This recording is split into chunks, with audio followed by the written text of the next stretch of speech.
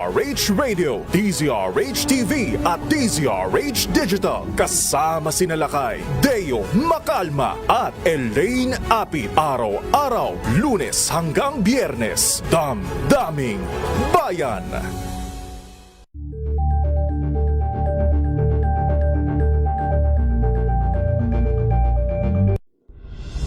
Tuloy-tuloy ang pagtulong, tuloy-tuloy ang pagseserbisyo at tuloy-tuloy ang balitaan kasama si May Binauhan sa Operation Tulong mula Lunes hanggang Biyernes.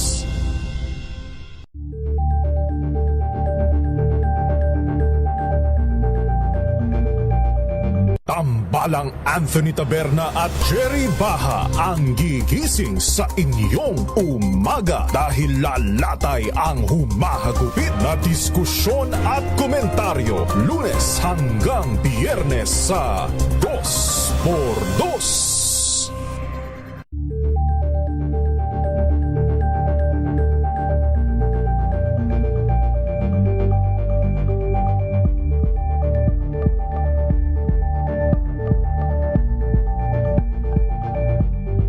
Maagang balitaan, maagang usapan sa mga issue at balita kasama si Kuya Angelo Palmones sa Magandang Umaga Pilipinas mula Lunes hanggang Biyernes.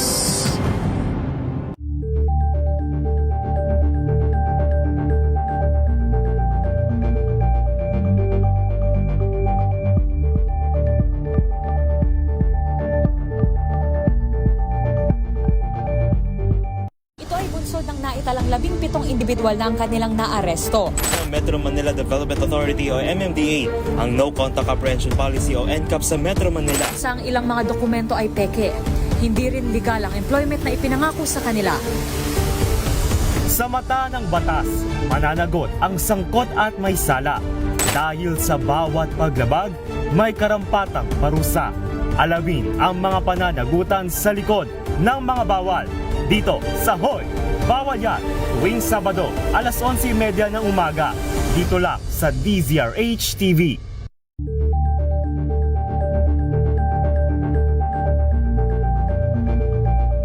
Curious ka ba sa maraming bagay? Kami na ang bahala dyan. Aalamin, tutuklasin at bibigyang linaw namin ang mga katanungang bumabagabag sa inyong isipan. Sa programa kung saan ang bawat sagot ay galing lamang sa mga eksperto. Ang Expert's Opinion, tuwing linggo alas 3 ng hapon, dito lang sa DZRH TV.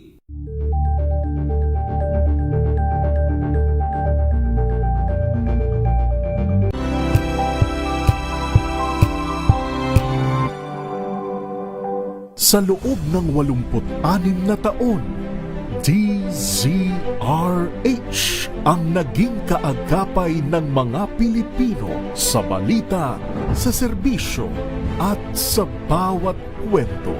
86 na taon ng tiwala at sa mga darating pang taon, mas pinalakas at mas pinagtibay para sa Pilipino. DZRH, una sa Pilipinas, una sa Pilipino. Serbisyong tapat sa'yo, DZRH.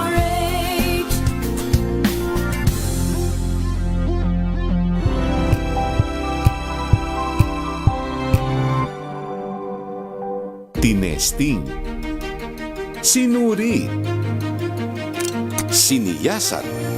Ang resulta? Super effective ang Shield sa pagpatay ng bakterya at virus. Shield Antibacterial Soap. Believe ang mga eksperto sa Philippine Nurses Association. At si Mami. Tiwala ako sa Shield. Shield Antibacterial Soap. Napatunayang mabisa. Ang mga nurse, tiwala. ACS. Amoy forever. Amoy LQ. Amoy New Calab Berry Blooms. Amoy kalat, amoy good vibes. May nagbago. May arte? May budget? Akala nyo lang yon. So solid, eyebrows, papaya,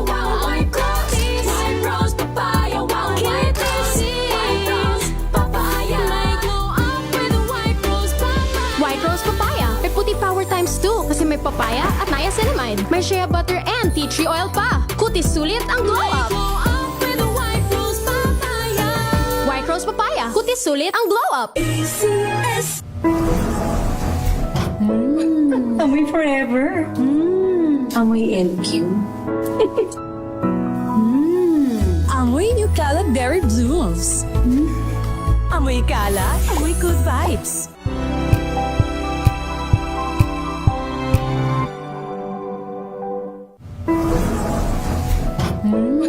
Amoy forever. Amoy LQ. Amoy New Caleb Berry Blooms. Amoy kalat, amoy good vibes.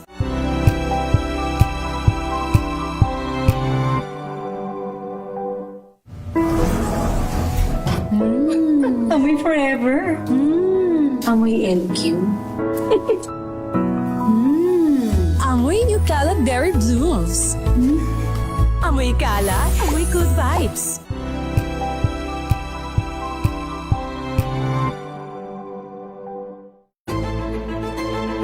Pakikinggan ang bawat panig. When you fight for justice, think about the queer people. Kung hindi kami magkukwento, sino ang magkukwento para sa amin? Ang mga panawagan, ipababatid. Hindi talaga ito masusing pinag-aralan ng gobyerno. The women who are beaten and abused. It's time to listen to their voices. Tunghayan ang iba't ibang boses, mga kwento mula sa iba't ibang anggulo. Dito lang sa Point of View. Mapapanood tuwing linggo, alas 12 ng tanghali sa DZRH TV.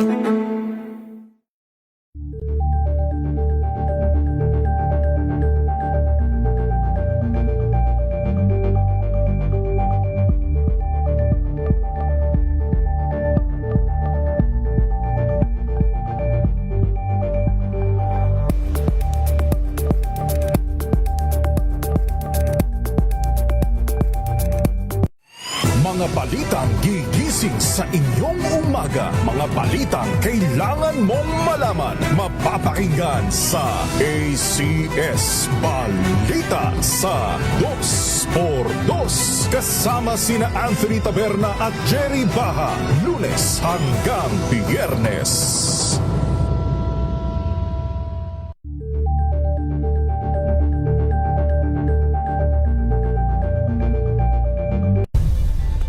Nagsimula sa pangarap hanggang sa maabot ang tagumpay. Iba't ibang kwento, iba't ibang mukha ng atletang Pilipino. Mas pinatindi, mas pinalakas, at mas pinaaksyon sa Match Point tuwing Sabado, 12:30 ng tanghali sa DZRH TV.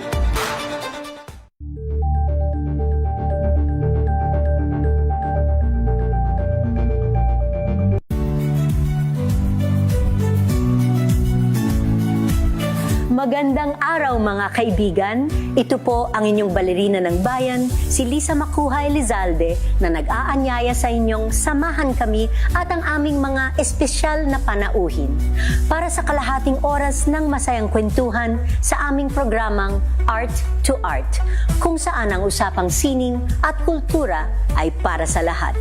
Huwag kaliligtaan, tuwing linggo, alas 3:30 ng hapon, dito lamang sa DZRH Radio, DZRH TV, at via online streaming.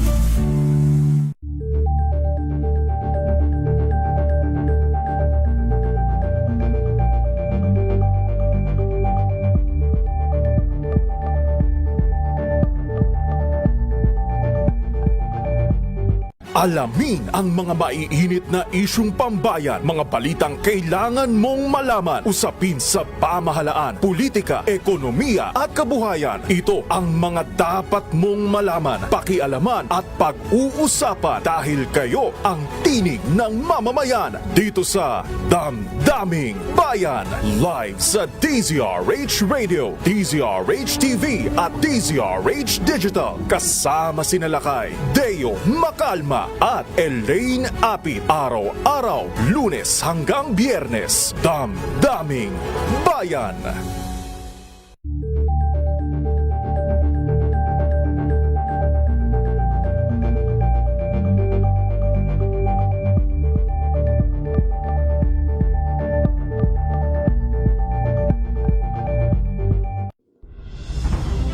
Tuloy-tuloy ang pagtulong, tuloy-tuloy ang pagseserbisyo, at tuloy-tuloy ang balitaan kasama si May Binauhan sa Operation Tulong mula Lunes hanggang Biyernes.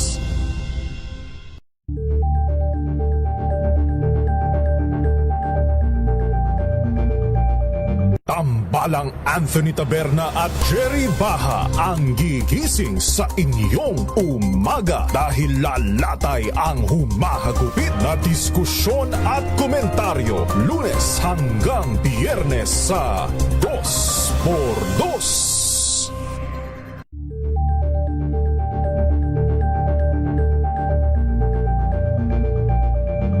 Maagang balitaan, maagang usapan sa mga issue at balita kasama si Kuya Angelo Palmones sa Magandang Umaga Pilipinas mula Lunes hanggang Biyernes.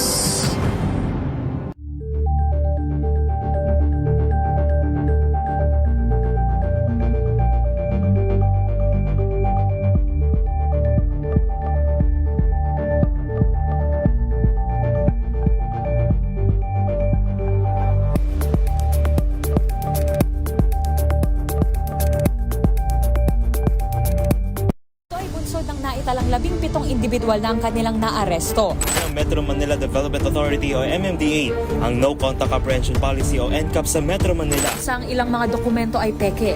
Hindi rin legal ang employment na ipinangako sa kanila. Sa mata ng batas, mananagot ang sangkot at may sala. Dahil sa bawat paglabag, may karampatang parusa. Alamin ang mga pananagutan sa likod ng mga bawal. Dito sa Hoy! Bawal Yan! Tuwing Sabado, alas 11:30 ng umaga. Dito lang sa DZRH TV.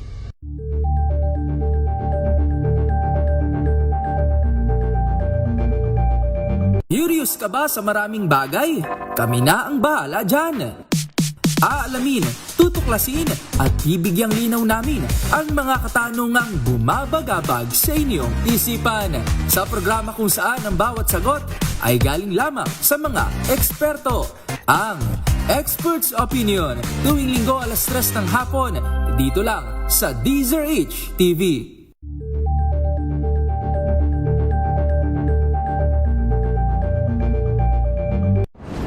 Kung good vibes ang hanap mo, dito ka na sa sigurado! Mula sa mga istoryang nagbibigay ng inspirasyon hanggang sa mga kwentong may dalang solusyon. Mga balitang pampagaan, pakiramdam at pampaganda ng araw. Hindi lang ba sa good news, kundi the better news. Mula Lunes hanggang Biyernes, 1:00 ng tanghali sa DZRH TV.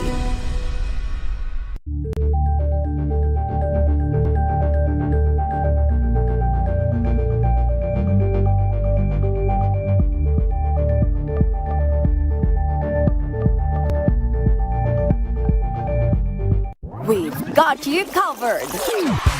From the hottest hits, exclusive interviews, kilig to the bones fan meet experience, and hataw performances of your favorite stars.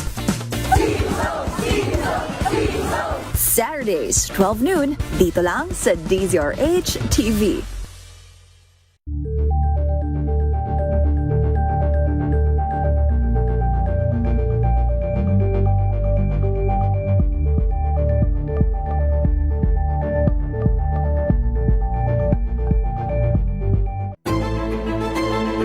Pakikinggan ang bawat panig. When you fight for justice, think about the queer people. Kung hindi kami magkukwento, sino ang magkukwento para sa amin? Ang mga panawagan, ipababatid. Hindi talaga ito masusing pinag-aralan ng gobyerno. The women who are beaten and abused. It's time to listen to their voices. Hayan ang iba't ibang boses. Mga kwento mula sa iba't ibang anggulo. Dito lang sa Point of View. Mapapanood tuwing linggo, alas 12 ng tanghali sa DZRH TV.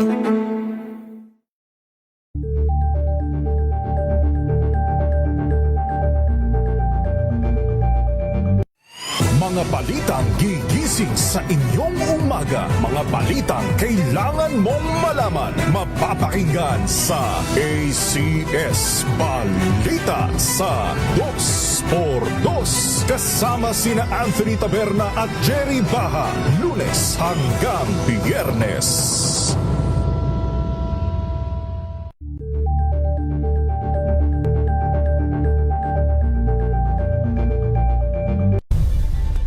Nagsimula sa pangarap hanggang sa maabot ang tagumpay. Iba't ibang kwento, iba't ibang mukha ng atletang Pilipino. Mas pinatindi, mas pinalakas, at mas pinaaksyon sa Match Point tuwing Sabado, 12:30 ng tanghali sa DZRH TV.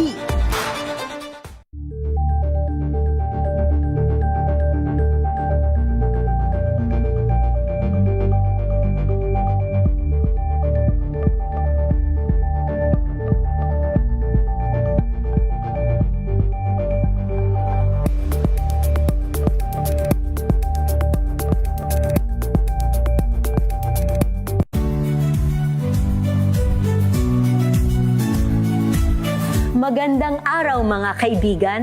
Ito po ang inyong balerina ng bayan, si Lisa Makuhay Lizalde, na nag-aanyaya sa inyong samahan kami at ang aming mga espesyal na panauhin para sa kalahating oras ng masayang kwentuhan sa aming programang Art to Art, kung saan ang usapang sining at kultura ay para sa lahat. Huwag kaliligtaan, tuwing linggo, alas 3:30 ng hapon, dito lamang sa DZRH Radio, DZRH TV, at via online streaming.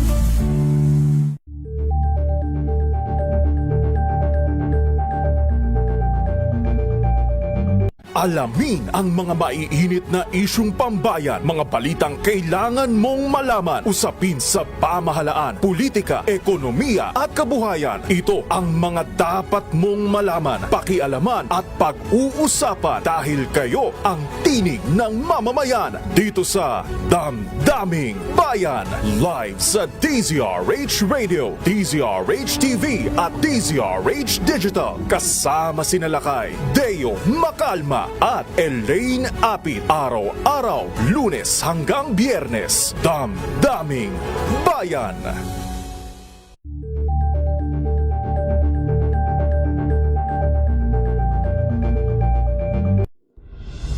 Tuloy-tuloy ang pagtulong, tuloy-tuloy ang pagseserbisyo at tuloy-tuloy ang balitaan kasama si May Binauhan sa Operation Tulong mula Lunes hanggang Biyernes.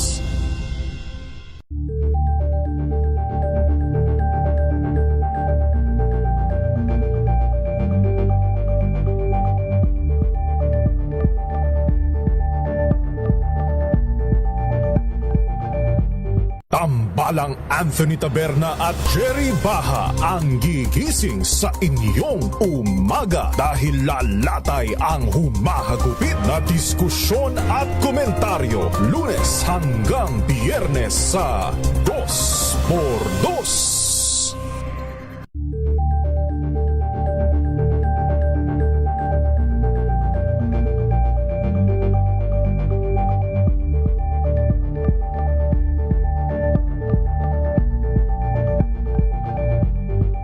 Maagang balitaan, maagang usapan sa mga issue at balita kasama si Kuya Angelo Palmones sa Magandang Umaga Pilipinas mula Lunes hanggang Biyernes.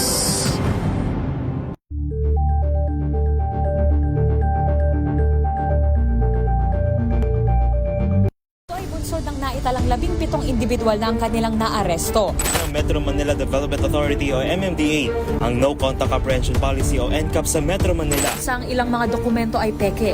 Hindi rin legal ang employment na ipinangako sa kanila. Sa mata ng batas, mananagot ang sangkot at may sala. Dahil sa bawat paglabag, may karampatang parusa. Alamin ang mga pananagutan sa likod ng mga bawal. Dito sa Hoy! Bawal Yan, tuwing Sabado, alas 11:30 ng umaga. Dito lang sa DZRH TV.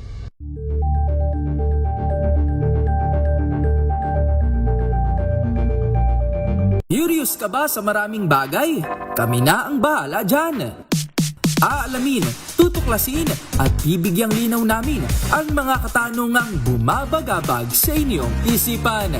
That you are following will be yours tonight. Hatid ng DZRH TNT. Tomorrow's News Tonight. Mga balitang binabantayan, mga balitang ayaw tigilan ng intriga, mga balitang patuloy ang pagbabago. Malalaman na tonight with Ray Sibayan, Kisses Habson, TNT. Tomorrow's News Tonight. TNT. Tomorrow's News Tonight.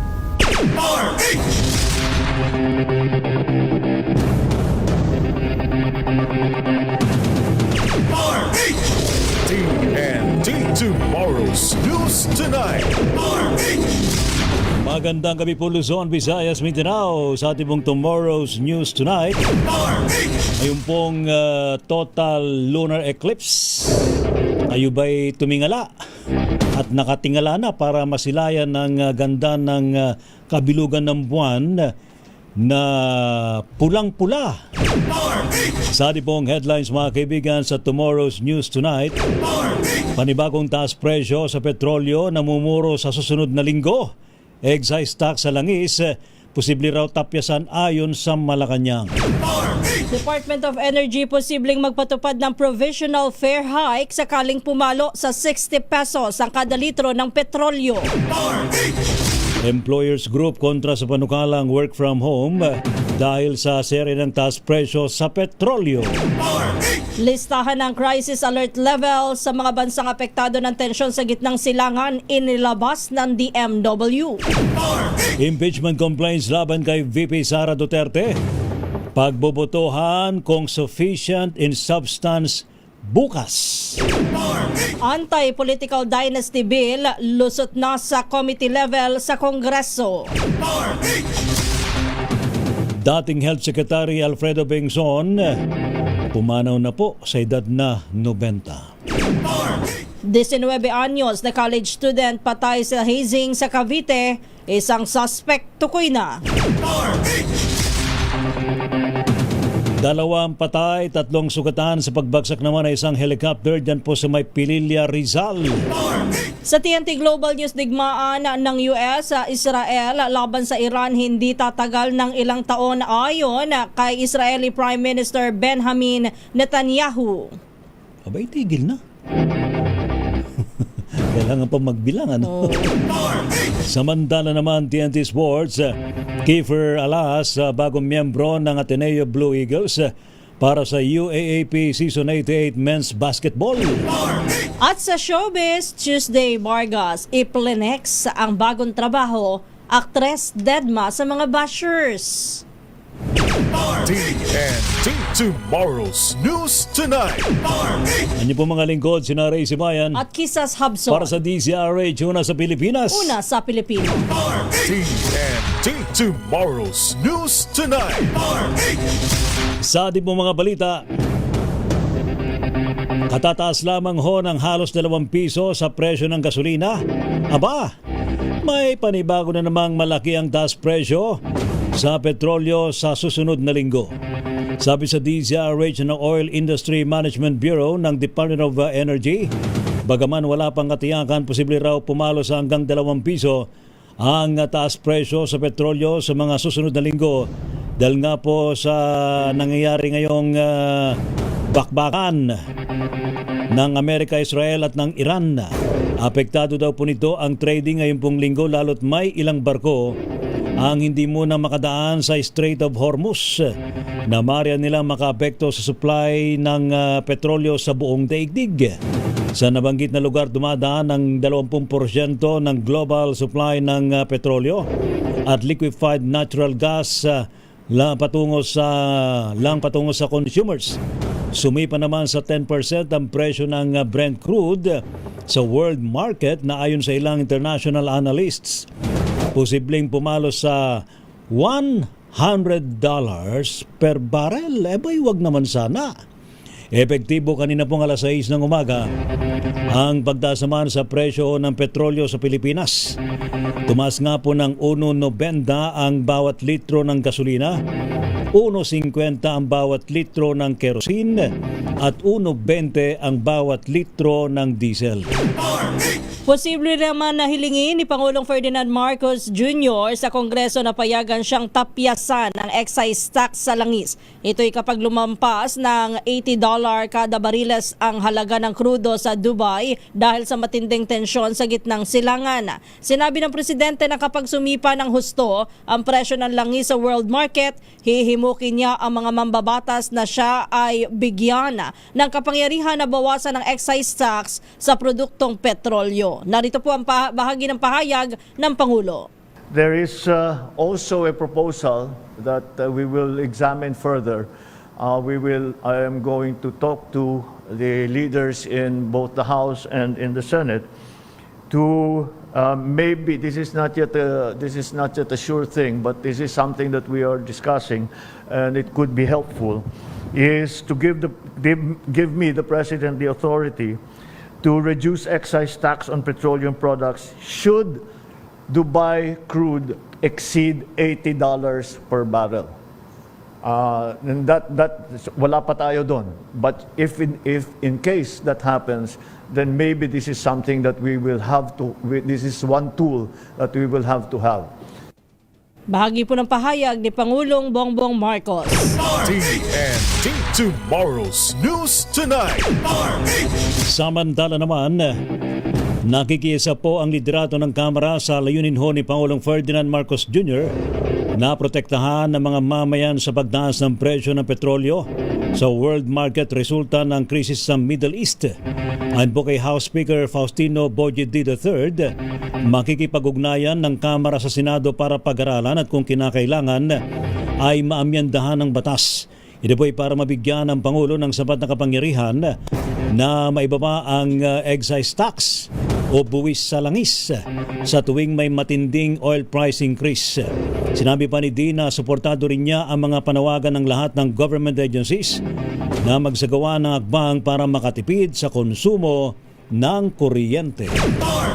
Posible naman na magpatupad ng provisional fare hike ang Land Transportation Franchising and Regulatory Board o LTFRB oras na umabot sa 60 pesos kada litro ang presyo ng regular diesel. Kasabay ito ng nagpapatuloy na tensyon sa Middle East. Una nang nagbabala ang Department of Energy sa posibleng pagtaas ng presyo ng produktong petrolyo. Ito po'y kasunod ng strike ng US at Israel sa Iran at pagganti naman ito sa iba pang mga bansa sa Middle East. TNT Tomorrow's News Tonight. Nanawagan naman si Pangulong Ferdinand Marcos Jr. sa mga ahensya ng pamahalaan at maging sa publiko na magpatupad ng akbang para makatipid sa paggamit ng kuryente at iba pang energy sources. Ibinaba ni Pangulong BBM ang kanyang direktiba sa gitna ng nagpapatuloy na tensyon po sa gitnang silangan. Ayon po kay Pangulong Marcos, bagaman sapat ang supply sa ngayon, mahalagang magtipid pa rin para maibsan ang epekto ng pagtaas ng presyo ng petrolyo. Inimok din niya ang publiko na iwasan muna mga unnecessary travel at dapat daw hoy kung maaari mag-carpool muna at mas tangkilikin ng public transportation. Samantala maglalabasan niya ang pamahalaan ng karagdagang guidelines para sa mas mapalakas pa ang energy saving measures sa buong bansa. Perwisyo lamang. Ito po ang pahayag ni Sergio Ortiz Luis Jr., Presidente ng Employers Confederation of the Philippines o ECOP, sa panukalang ibalik ang work from home. Ginawa niya ang pahayag sa panayam ng balansyado sa DZRH sa gitna ng ugong na ibalik ang ganitong sistema dahil sa serya ng pagtaas ng presyo ng mga produktong petrolyo. Ayon kay Luis, hindi magandang ibalik ang ganitong sistema dahil hindi naman pare-parehas ang pinapasukang trabaho ng mga Pinoy. Inihalimbawa pa niya ang trabaho sa construction at manufacturing na posibleng maapektuhan kung mag-work from home scheme muli. Alam mo, mahirap yung nagmamandate ng mga formula. Ganyan din dun sa COVID doon. It doesn't apply to everybody. Iba-ibang lugar na pinapasukan, iba-ibang trabaho. Opo. Mandate po yan, magugulo lang ang ekonomiya natin. Masarap lang pakinggan yan pero at the end of the day, malaking perwisyo yan. Si ECO President Sergio Ortiz Luis Jr. TNT Tomorrow's News Tonight. Samantala naman nanawagan po ang Employers Confederation of the Philippines, ECOP, sa pamahalaan na bawasan ang excise tax at bigyan ng subsidy ang mga Pilipino. Sa panayam po ng balansyado sa DCRH, sinabi ni Sergio Ortiz Luis Jr., dapat nabigyan ng subsidy ang mga mamayan na apektado ng krisis sa Middle East. Binigyan din niya na dapat kunin ito sa mga ninakaw at isinuling pera mula sa maanumalyang flood control projects. Baka pwede tanggalin na lang natin muna. Yun, kung ano man yung babalik natin pero sa nakumpiska, na nanakaw, na nabalik, yun man lang ibalik sa atin in terms of bawasan yung excise tax saka yung mga taxes ng petrolyo at elektrisidad. Ayun. So, kumbaga... Para lahat makakatikim. Muli mga kaibigan, ang tinig ho ni Sergio Ortiz Luis Jr. ng Employers Confederation of the Philippines, ECOP. Samantala, nababahala rin ang Department of Agriculture sa kanilang sektor sa nagpapatuloy na tensyon sa Estados Unidos, Israel at Iran. Ayon kay DA Secretary Francisco Tiu Laurel Jr., posibleng maapektuhan ang ilang petroleum-based fertilizers sa mga gasto sa kargamento at ganun din ang gasolina na ginagamit sa makinarya sa pagsasaka. Dagdag pa ni Laurel, may tsansang tumaas din ang patong sa mga shipping rates ng imported products na makaapekto naman sa presyo ng bilihin. Samantala, tinitingnan na ng Department of Agriculture ang mga paraan para makontrol ang mga epekto ng tensyon sa food security ng Pilipinas. TNT Tomorrow's News Tonight. Samantala, 10 mga bansang bantay sarado ngayon ng Department of Migrant Workers na pawang na sa ilalim po ng crisis alert levels. Ayon po sa DMW, ito ay batay sa situation na bulletin na inilabas ng Department of Foreign Affairs. Batay sa lista ng crisis alert levels, ang bansang Iran ang nasa ilalim po ngayon ng crisis alert level 2, kasama na ang bansang Israel. Nasa alert level 3 ng bansang Kurdistan at West Bank. Nakataas po ang crisis alert level 3 sa bansang Iraq at Lebanon. Habang nasa crisis alert level 4 naman ang mga bansang Gaza, Syria at Yemen. Samantala, nasa alert level 1 naman ang bansang Jordan. Ang pagtatakda ng crisis alert level ay bate naman sa dami ho ng mga FW sa mga apektadong bansa at kung kinakailangan na silang ilikas sa gitna ng mga kaguluhan dyan sa gitnang silangan. Higit 100 OFW ang biyahe sanang Dubai, Bahrain at Saudi Arabia ang na-stranded sa Terminal 3 ng NAIA nakalipas na magdamag dahil sa sasaradong airspace. Kaya naman kinuha muna ng mga galing pa sa malalayong probinsya ang alok na temporary accommodation ng DMW at ng OWA. Yan ay para i-monitor ang sitwasyon sa hotel sa pagbabakasakali na agad matapos ang gulo sa Middle East. May ilan din namang mga OFW ang pumunta pa rin sa NAIA para personal na alamin ang kanilang flight status kahit na alam na nila na kanselado ang kanilang mga flight. Kabilang po dyan si Benji Dalisay, 8 taong OFW sa Jeddah bilang airport load operator na taga Batangas. Mangiyak-ngiyak siya ng makapanayam ng DZRH dahil wala raw kasiguraduhan kung kailan siya makababalik sa trabaho na niya ay bumubuhay sa kanyang pamilya at sa pag-aaral at nagpapaaral din ng kanyang mga anak. Narito po ang bahagi ng pahayag sa ating panayam sa isa nating kababayan. Nag-message na ako sa aming company na we need to revoke my ticket. So mag-aantay na lang kung kailan dahil hanggang alam nila hanggang March 5 pa ang kansilado. Babalik na lang kami ng Batangas. Babalik muna? Babalik na lang kami ng Batangas. Ano gagawin namin dito? Wala naman kaming mga dito. Ako, kailangan kong bumalik isa sa gusto ko. Ang Jeddah napakatahimik. Hanggang ngayon naman hindi naman nagkuklose ang Jeddah. Hanggang ngayon hindi nagkuklose ang Jeddah dahil maano naman ang sa Jeddah yung hari, pinoprotektahan nila yung mga tao doon. Sana lang makabalik ako dahil kailangan ko ang trabaho para sa pag-aaral ng mga anak ko. Hindi na bali ang asawa. Ano yung sabi niya? Hindi daw baling yung asawa. Grabe Basta ka yung naman, mga kuya. anak. Nagbiro lang naman si kuya. Siguro pinapagaan lang niya yung damdamin, emosyon niya sa mga oras na yan. Ayan, pero matinding epekto niyan sa ating mga babayan po dyan sa Middle East. Ano po?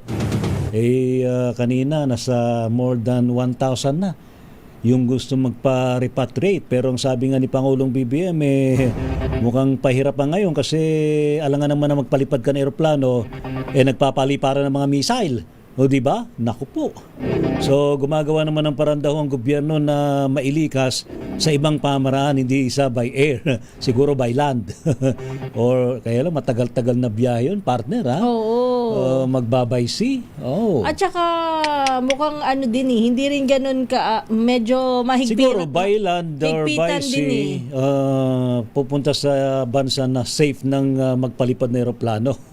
Ayun, pa pwede siguro. Kaya lang kung mismong yung mga papasukin nilang bansa ang medyo sarado ang airspace, ang Middle East, wala. Bumalabs. Challenges nga, sabi nga ni Pangulong BBM, nako. Halos nga po 100 mga flight pagitnang silangon patungong Middle East ang nakansila at na-divert dahil naman sa tensyon ngayon ng Amerika, Israel at ng Iran.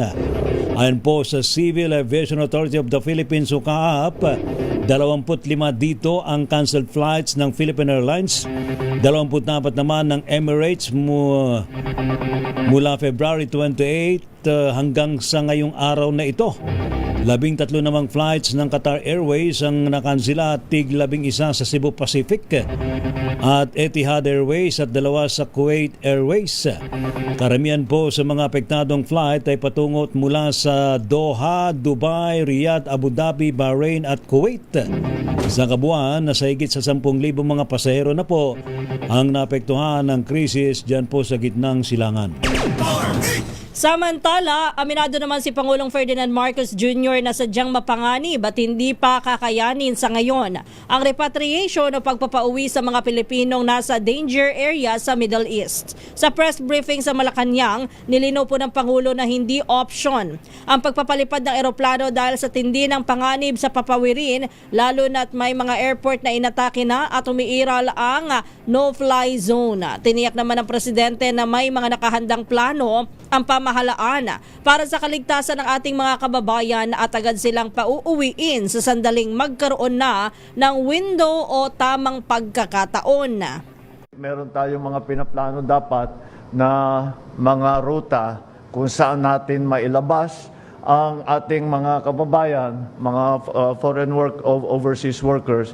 Ngunit yung mga rutang yan ay sumara na dahil nung una, hindi naman sila binobomba. Ngayon, binobomba na.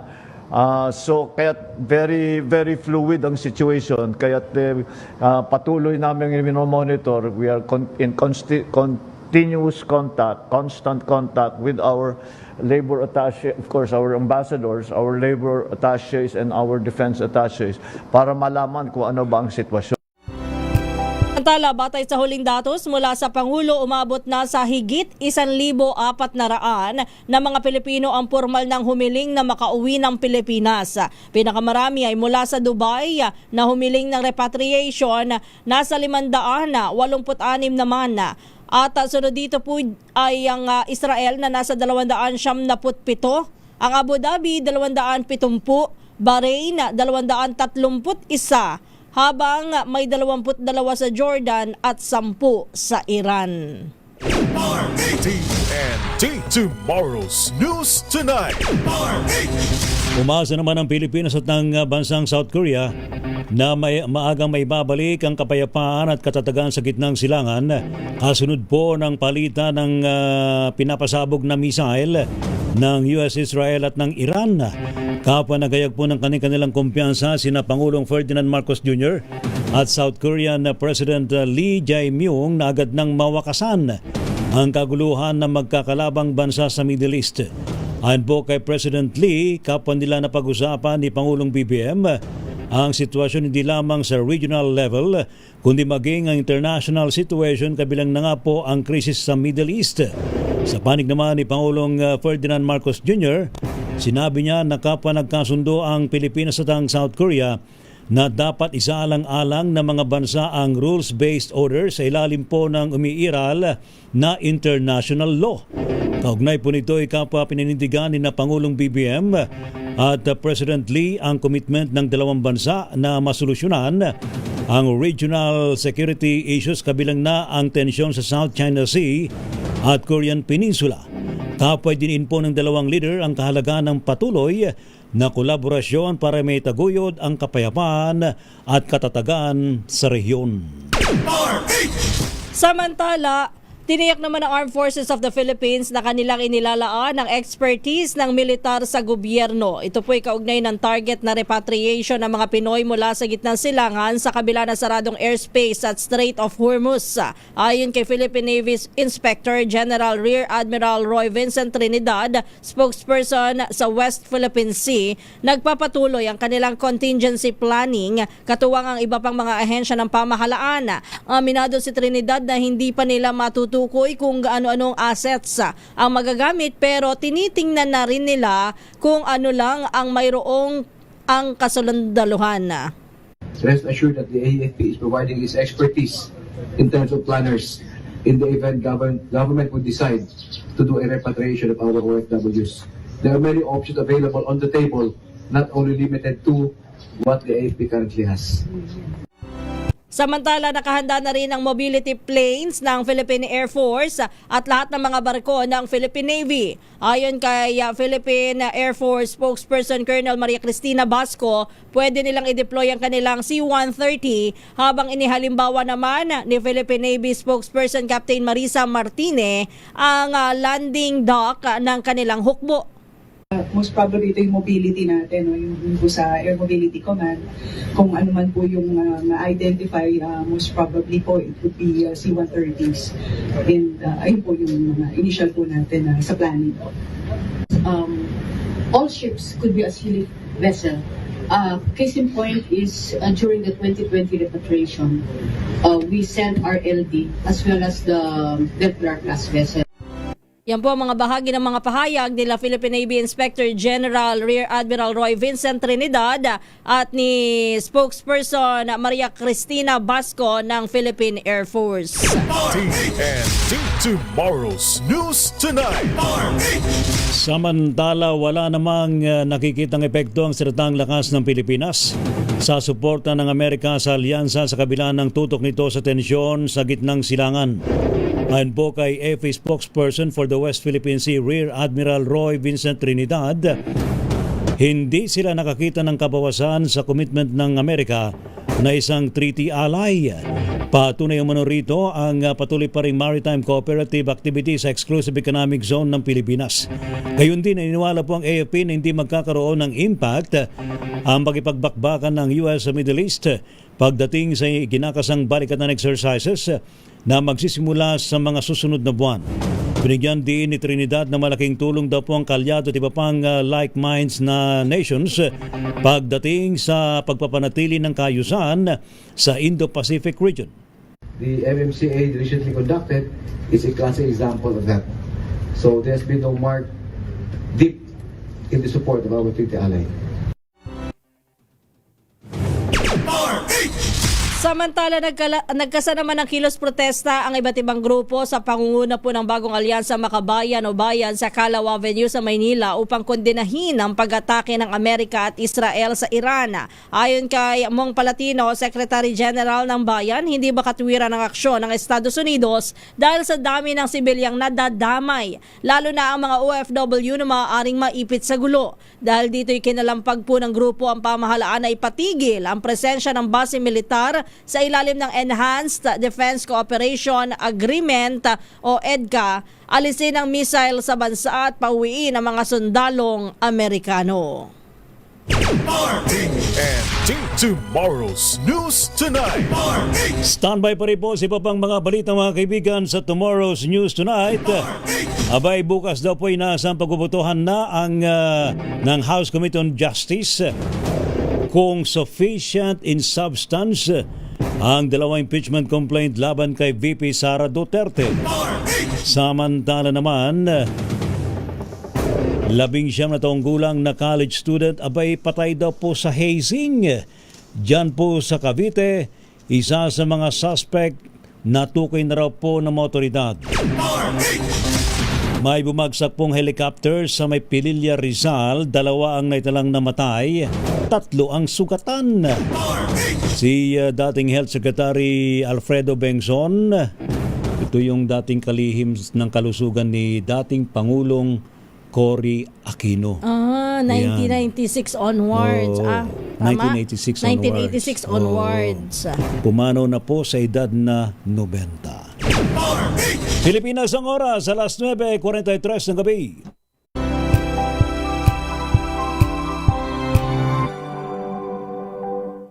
Maulan man, no worries na amoy kulob ang damit. Charm Fabcon, bangong pumakabloom, tanggal amoy kulob sa bango ng Charm. Kaya gamit ko Charm Fabcon with Bloom Fresh technology. Kills 99.9% of kulob-causing bacteria.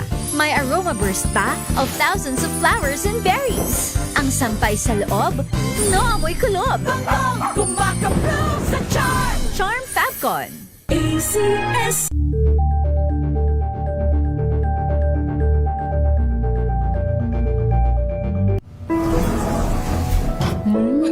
Amoy forever. Amoy LQ. Amoy New Caleb Berry Blooms. Amoy kala, amoy good vibes.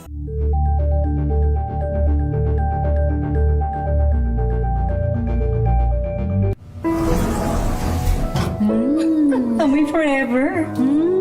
Amoy LQ. Amoy New Caleb Berry Blooms. Amoy kala, amoy good vibes.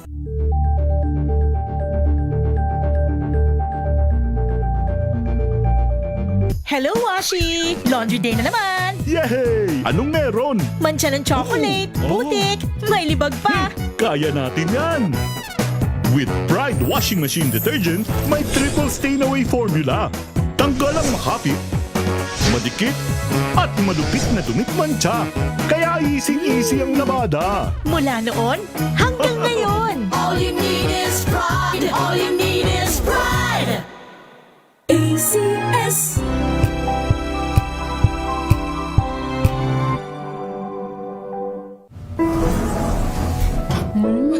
Amoy forever. Amoy LQ. Amoy New Caleb Berry Blooms. Amoy kala, amoy good vibes.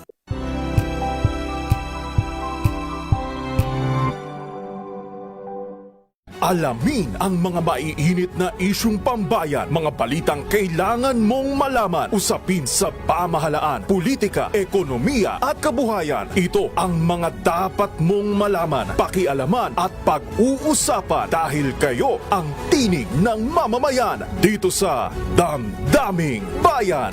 Live sa DZRH Radio, DZRH TV at DZRH Digital. Kasama sina Lakay, Deo Macalma at Elaine Apit. Araw-araw, Lunes hanggang Biyernes. Damdaming Bayan.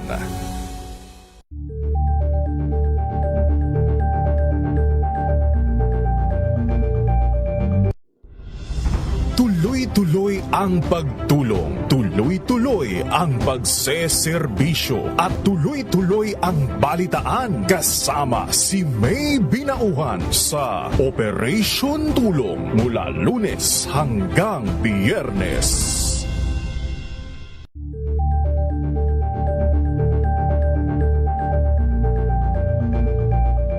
Tambalang Anthony Taberna at Jerry Baha ang gigising sa inyong umaga dahil lalatay ang humahagupit na diskusyon at komentaryo Lunes hanggang Biyernes sa 2x2.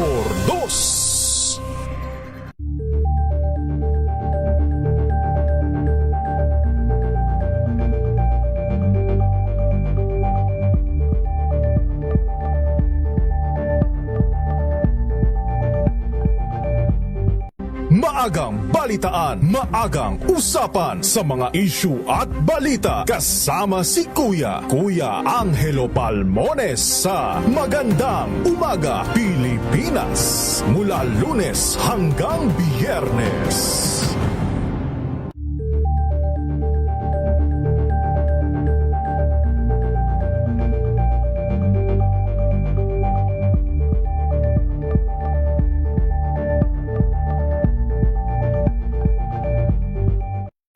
Ng naitalang 17 individual na ang kanilang naaresto. Ang Metro Manila Development Authority o MMDA ang No Contact Apprehension Policy o NCAP sa Metro Manila. Sa ang ilang mga dokumento ay peke. Hindi rin legal ang employment na ipinangako sa kanila. Sa mata ng batas, mananagot ang sangkot at may sala. Dahil sa bawat paglabag, may karampatang parusa.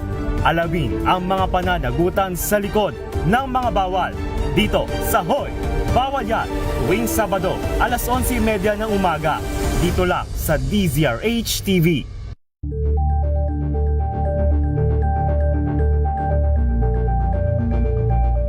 Curious ka ba sa maraming bagay? Kami na ang bahala dyan. Aalamin, tutuklasin at bibigyang linaw namin ang mga katanungang bumabagabag sa inyong isipan. Sa programa kung saan ang bawat sagot ay galing lamang sa mga eksperto. Ang Expert's Opinion, tuwing Linggo alas 3 ng hapon, dito lang sa DZRH TV.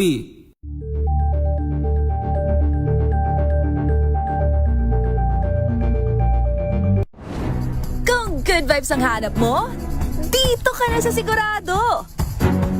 Mula sa mga istoryang nagbibigay ng inspirasyon hanggang sa mga kwentong may dalang solusyon.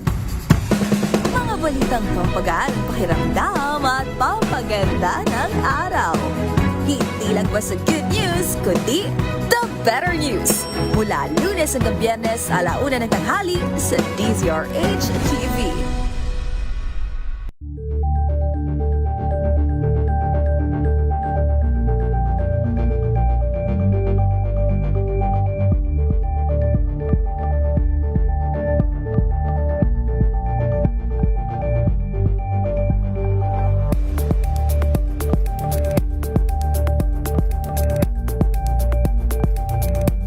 We've got you covered.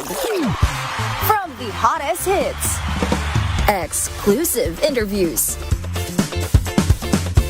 kilig to the bones fan meet experience, and hataw performances of your favorite stars.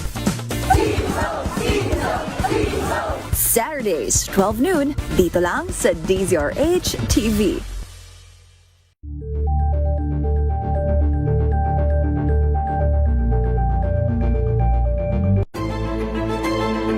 Pakikinggan ang bawat panig. When you fight for justice, think about the queer people. Kung hindi kami magkukwento, sino ang magkukwento para sa amin? Ang mga panawagan, ipababatid. Hindi talaga ito masusing pinag-aralan ng gobyerno. The women who are beaten and abused. It's time to listen to their voices. Tunghayan ang iba't ibang boses, mga kwento mula sa iba't ibang anggulo. Dito lang sa Point of View. Mapapanood tuwing Linggo, alas 12 ng tanghali sa DZRH TV.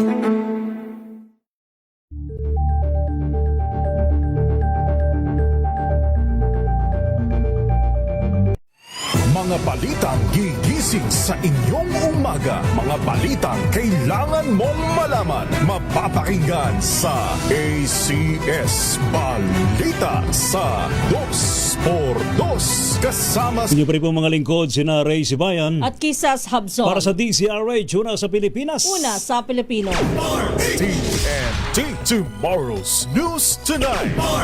Ating munang alamin ang update mula po sa ating mga tagapagulat sa labas po nating impilan. Standby Noche Cacas, Federico Manalili at Jun Suter, gayon din kay Milk Rigunan. Pilipinas at Republic of Korea abay lumagda daw po sa 10 kasunduan sa mahalagang sektor. Ibalita mo ngayon, RH14, Let Narciso, Miss Let. Sinaksihan ni na Pangulong Ferdinand Marcos Jr. at Republic of Korea President Lee Jae-myung ang pirmahan ng 10 kasunduan sa pagitan ng Pilipinas at Korea. Kabilang dito ang mga kasunduan sa pagbili ng mga kagamitang pangdepensa, Veterans Affairs, Agrikultura, kalakalan, pamumuhunan at economic cooperation. May kasunduan rin sa usapin ng intellectual property, digital cooperation, digitalization at innovation. Gayun din ang Korean language training sa mga eskwelahan, cultural cooperation at police cooperation. Ayon kay Pangulong Marcos, ang mga kasunduang ito ang magpapanatili ng momentum ng strategic partnership ng Pilipinas at Korea para sa hinaharap. Unang nagkasundo ang dalawang bansa na itaas ang bilateral relations sa strategic partnership noong 2024 na nagbigay daan para sa mas malalim na kooperasyon sa iba't ibang larangan. Ito si Let Narciso para sa DZRH, una sa Pilipinas, una sa Pilipino. Samantala, imagination ni Representative Suntay sa aktres na si Ann Curtis walang puwang sa hearing ng House Justice Committee. Ang detalye niyan ibabalita ni RH12 Milky Rigunan. Hindi pinalusot ang umano'y bastos na sinabi ni Representative Bong Suntay ng Quezon City sa hearing ng House Justice Committee habang kasagsagan ng hearing sa impeachment complaints laban kay Vice President Sara Duterte. Nagmosyon para i-strike out si Representative Isabel Maria Zamora, Vice Chair ng komite, sa umano'y imagination ni Suntay sa aktres na si Ann Curtis. Ayon kay Zamora, nataon ang comment ni Suntay ngayong buwan na mga kababaihan. Gate ni Zamora kaya siya nagmosyon para i-strike out ang mga sinabi ni Suntay ay dahil ito ay offensive, uncalled for at irrelevant. Narito naging ganap sa hearing sa tinawag ni Zamora na offensive remarks ni Suntay. Nasa Shangri-La ako, nakita ko si Ann Curtis. Ang ganda-ganda pala niya. You know, may desire sa loob ko na nag-init talaga. Na-imagine ko na lang kung anong pwedeng mangyari. Pero siyempre, hanggang imagination na lang yon. Pero di naman siguro ako pwedeng kasuhan dahil kung ano-ano yung na-imagine ko eh. Thank you very much, Madam Chair. The Honorable Zamora.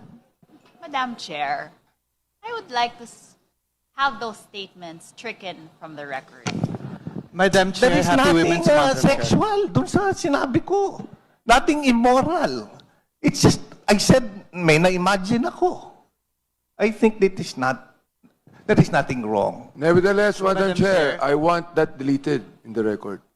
Can the chair hear the proper motion towards striking out from the record? Madam Chair.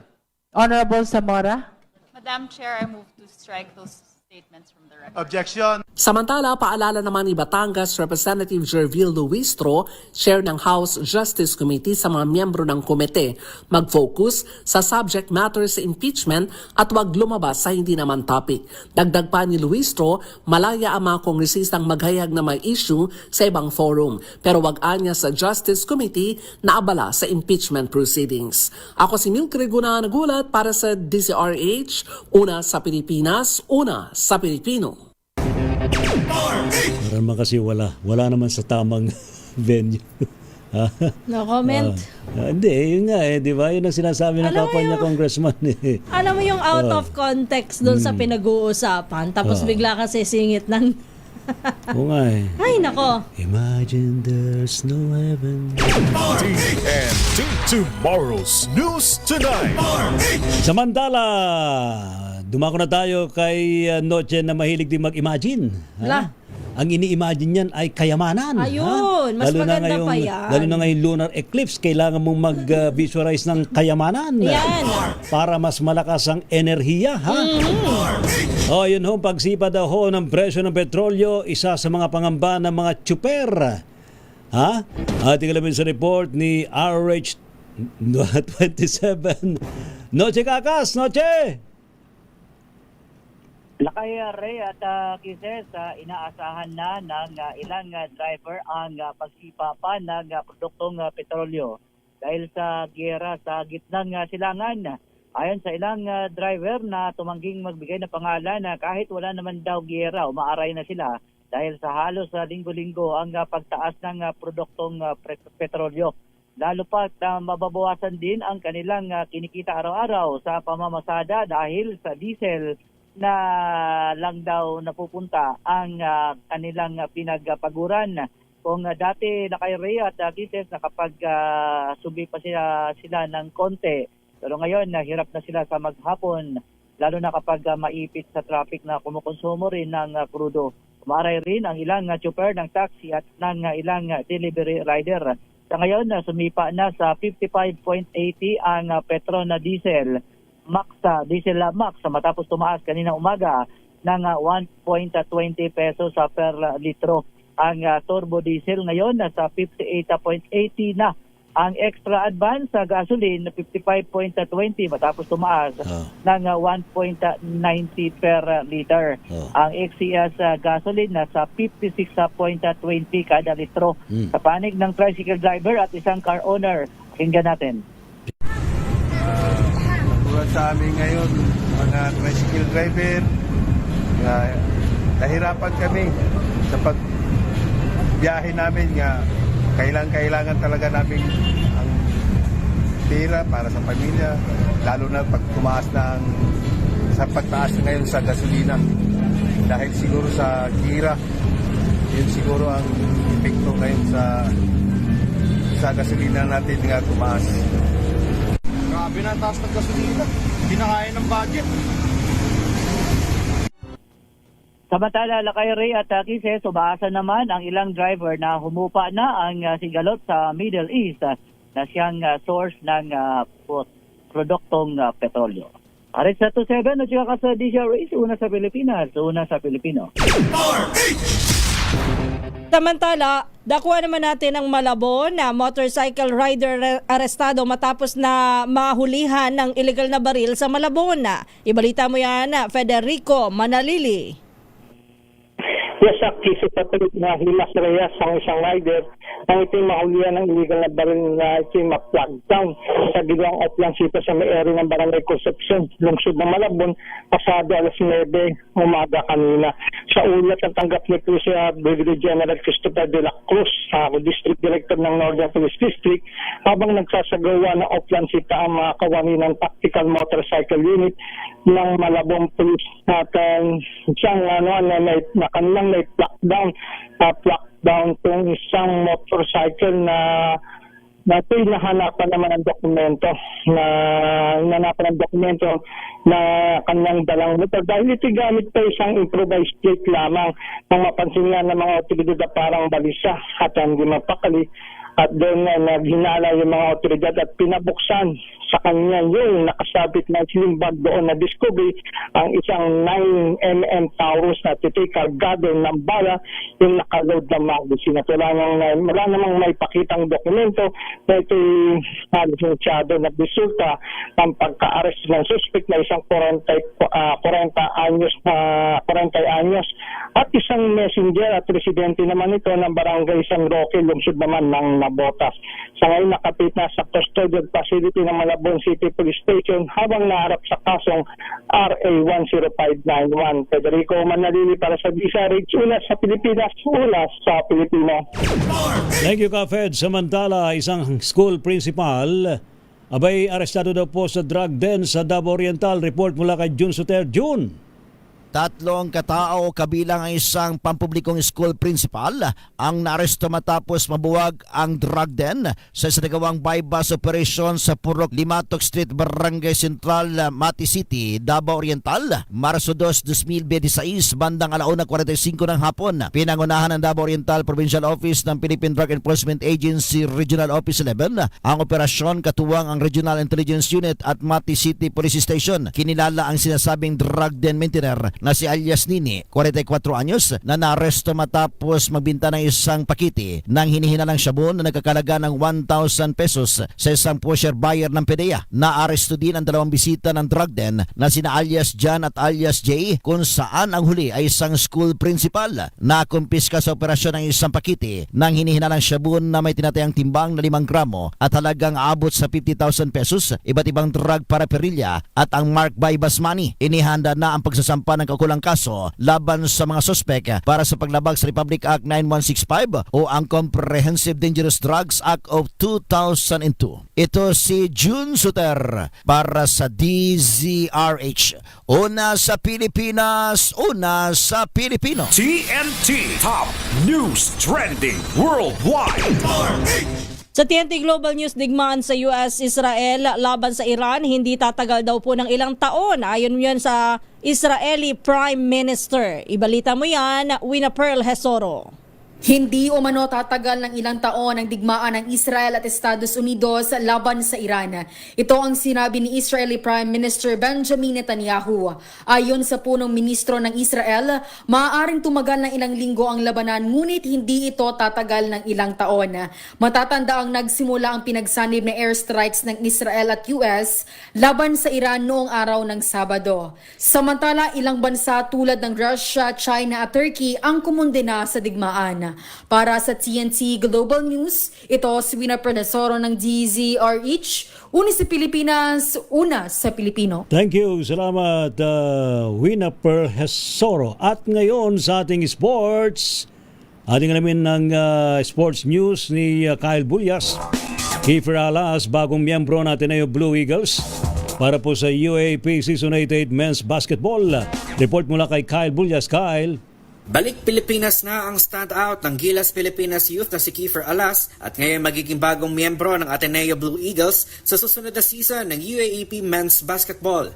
Matatanda ang pagkatapos ng matagumpay na career nito sa De La Salle Junior Archers, naging player si Alas ng Layton Christian Academy at Utah Prep Academy sa Estados Unidos. Kabilang si Alas sa mga bagong players ng Eagles matapos nilang makuha sina Reteba Terbonia at Jella Marota na inaasahang magbabalik sa koponan sa Final Four. Sa katatapos lamang na Season 88 ng Men's Basketball Tournament, umabot lamang sa 6th place ang Blue Eagles matapos makakuha ng 6 wins at 8 losses. Para sa TNT Sports, ito si Kyle Bulyas ng DZRH, una sa Pilipinas, una sa Pilipino. At sa showbiz, alamin nga natin kung ano ang bagong trabaho ni Tuesday Vargas. Alamin natin kay Don Carlos. Flex na flex ang komedyanteng aktres na si Tuesday Vargas sa kanyang mga bagong work sa labas ng showbiz. Isa na rito ang pagiging birthday host sa isang fast food chain at ang pagiging live seller sa isang appliances company. Ayon kay Tuesday, wala na siyang pakialam sa sasabihin ng iba dahil sa totoo raw ay mas natutuwa at namomotivate pa siyang lumaban sa buhay. Magugunit ang nag-viral ang kanyang Facebook post matapos humingi ng posibleng trabaho na pwedeng ialok sa kanya. Dagdag pa ni Tuesday, hindi niya pinagsisisihan ang pagiging transparent sa publiko na nagugat para magkaroon siya ng bagong income. At yan ang trending na balita para sa TNT Showbiz. Ito si Don Carlos ng DZRH, una sa Pilipinas, una sa Pilipino. Maraming salamat po sa mga tumutok po sa ating balitaan sa Tomorrow's News Tonight. Yan po mga lingkod, sina Ray Simayan. At Kisas Habson. Para sa DZRH, una sa Pilipinas. Una sa Pilipino. Pilipinas ang oras, alas 10:05 ng gabi.